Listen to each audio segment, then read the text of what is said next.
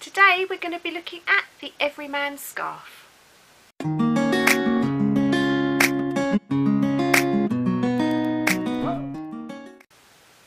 Hi everybody and welcome back to my channel Kazzalistic, and hi to my new subscribers. Thank you very much for joining me. So today we're going to be looking at this scarf.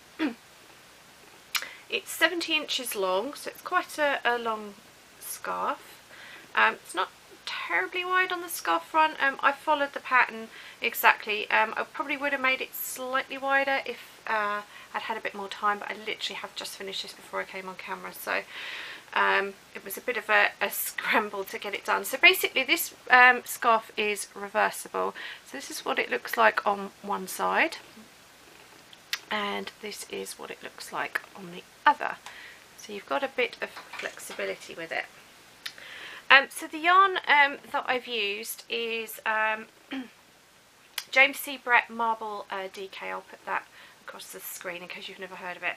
Now unfortunately I don't know the colour codes because this was part of the batch that I received from Donna. It came from PurpleLinda, so I'll put a link down to where you can find the James C.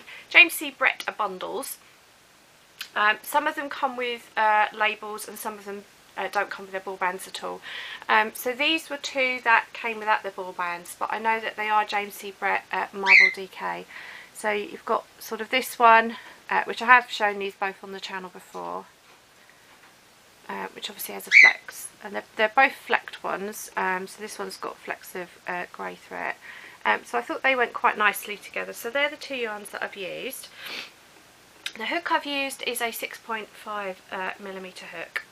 And the pattern is actually by Fiberflux, who's here on YouTube as well, and it's called the Everyman scarf.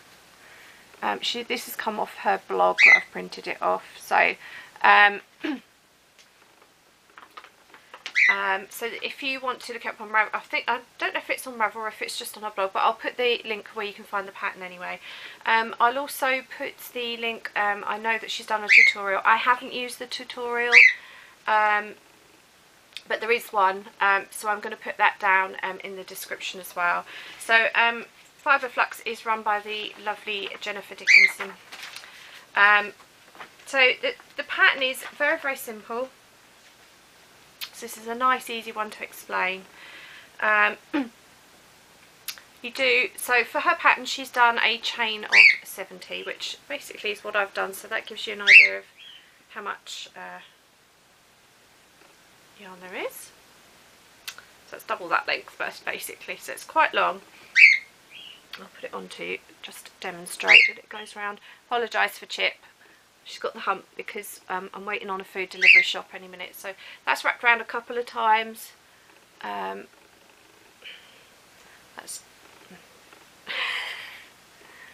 wrapped around once, so you can see it's still quite long.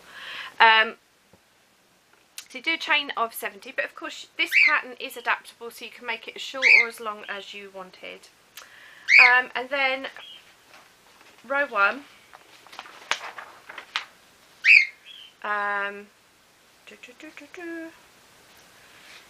So you start in the 4th chain from the hook, and you work a double crochet. This is US terminology, and you work 1 double crochet or a treble if you're in the UK in each stitch across.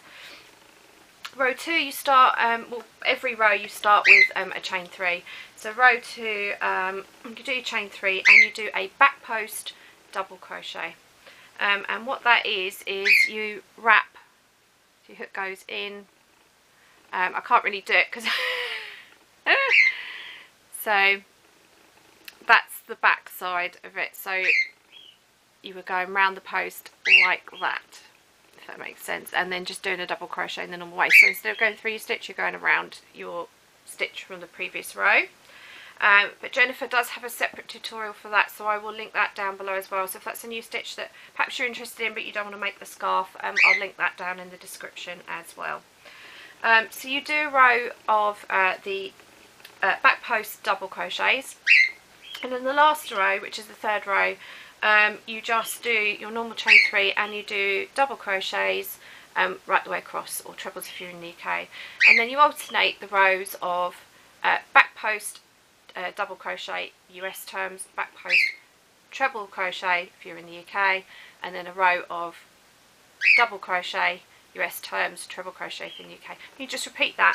Now for her pattern, she's done it 10 times, and you end on the back post row, which makes it row 10, and that's roughly the thickness that I've got. Now I'm not sure, I can't remember what yarn she said she used, so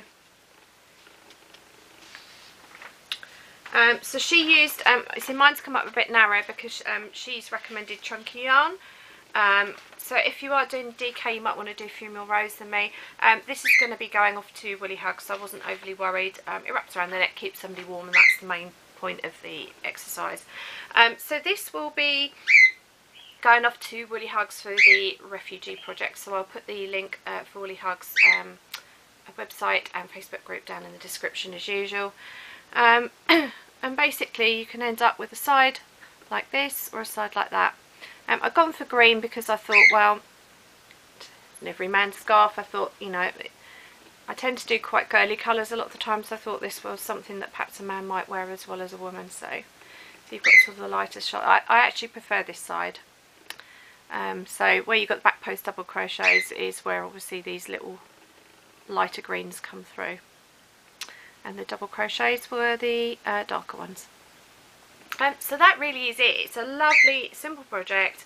If you've got your sort of basic chains and US double crochets or UK trebles down, it's a really lovely project. And of course, if you haven't had a go at back post double crochet US terms, back post treble crochet UK terms, then that's a really good practice piece, because you've got a whole row well, you know, you've got a chain of 70 to work down. So I really enjoyed doing it. Fairly quick project, took me about 3 evenings on and off. My concentration obviously still isn't that great after my recent loss, but getting there. So this is a nice, easy, enjoyable little project.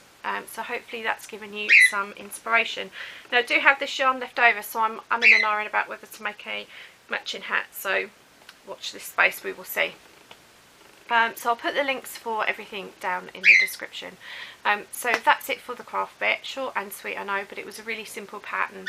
And I do like to include more simple patterns as well as the more complicated ones, because I know I've got people of all levels watching me.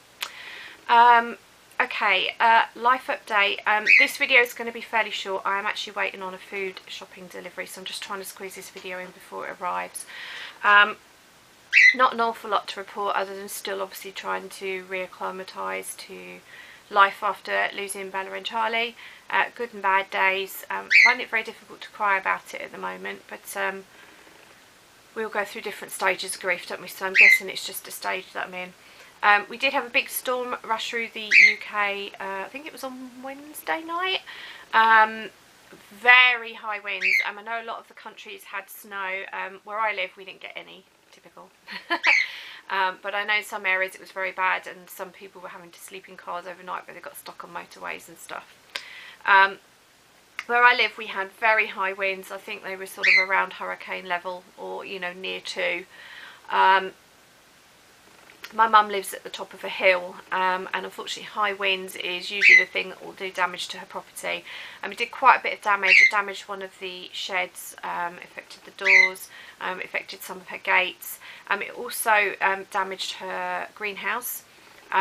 Luckily she hasn't got glass panels, she's got like perspex plastic stuff in her panels, but one of the panels just blew completely out. No sign of it anywhere. My mum has a massive garden. It must have flown quite a long way. So somebody's got a bit of our greenhouse, somebody probably in their garden or a field, I suspect. It had 6 clips holding it in, and there was only 1 clip still in situ where it should be. So we had to scour around. I managed to find another 3 clips. There should be 6 clips in total, so I found 4. And I had to take my mum to a local business who very kindly cut similar sort of material into the size which I measured for mum. And thankfully we were able to slot it in, and we got enough clips just to hold it in temporarily, and mum's ordered some more clips. So I've just got to go over there and put the additional clips in, which is literally a 2-minute job. So we've been able to repair most everything else. So it's cost Mum about £10 in repairs, so thankfully it wasn't any worse than that. So if you're in the UK, did you get any damage, and how have you managed? I know lots of people had wheelie bins and things like that blown over, but did you sustain any damage where you live? And how bad was the snow? Because obviously I'm in East Anglia, but I know a lot of people particularly further north, had it quite bad. So I hope you're okay if you were affected by that particular storm. Of course, I know that in America you're having a lot of snow and stuff as well in various places, so I do hope that you're managing to keep warm. And of course Australia is in the middle of summer now, isn't it? Our winter is their summer, so they're having it hot, so I hope you're managing to keep cool if you're somewhere hotter than the UK. So really that is my only news. Pretty boring, I know, but kind of life's getting back to normal, and to be honest I'd rather have not much to tell you than obviously the drama that we've had over the last few weeks and the heartache. So that's it for today's video. The last thing that I just want to address very quickly, there are new guidelines that have been attached to YouTube, which affects small creators like myself and well, pretty much all of us in the yarn community, regarding monetization. So I'm going to be doing a separate video about that, and I'm going to be shouting out a lot of channels that need your help. So I'm going to be asking you guys to watch that video. Please watch that video. It's so important, not necessarily for me, but for all my fellow yarn creators, particularly in the crochet community. So I want to do something to help other people who have also helped me in return.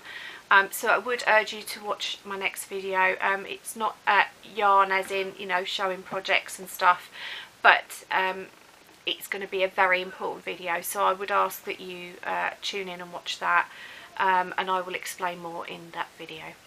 So until next time, remember to stay well, happy crafting, and until next time, remember to stay true to yourself. Bye.